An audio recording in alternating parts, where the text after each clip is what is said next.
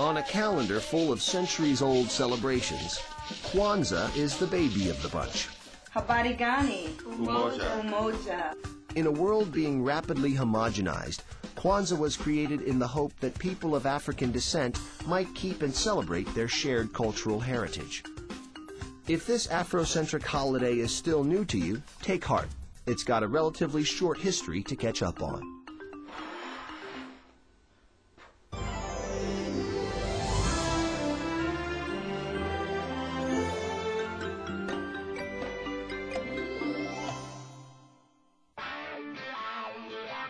The 1960s was a time of great socio-political upheaval in the United States, when millions of Americans were standing up to demand their civil rights. For many African Americans, the nation's slow march toward desegregation was encouraging.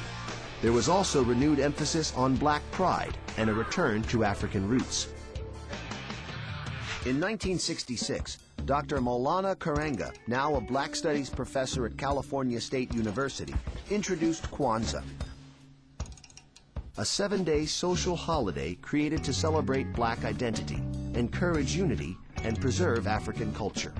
The name of the holiday is derived from the Swahili phrase Matunda ya Kwanza, which translates roughly as first fruits.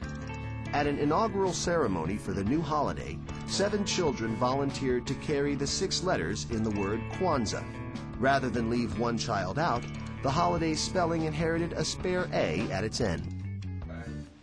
Though Dr. Karenga intended Kwanzaa to be a social holiday rather than a religious one, I like how you combine the 2 pieces. he shrewdly specified that it was to be observed from December 26th through January 1st, the week between Christmas and New Year's. The timing was no accident. In the few decades since its inception, it has come to be celebrated by millions worldwide.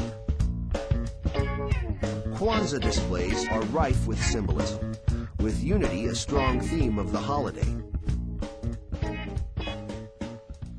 One important tradition is the passing of the Unity Cup.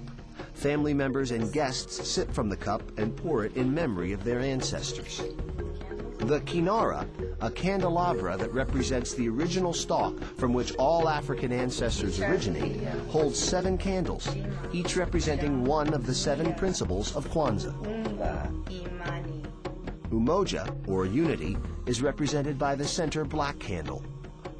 On one side are 3 red candles, symbolizing self-determination, cooperative economics, and creativity. On the other side of the Umoja are 3 green candles, signifying collective work, purpose, and faith. Celebrations often include song, dance, and African drums. Though originally intended as a holiday of solidarity, in later years, Dr. Karenga took pains to emphasize that Kwanzaa's message and reach could be so much greater.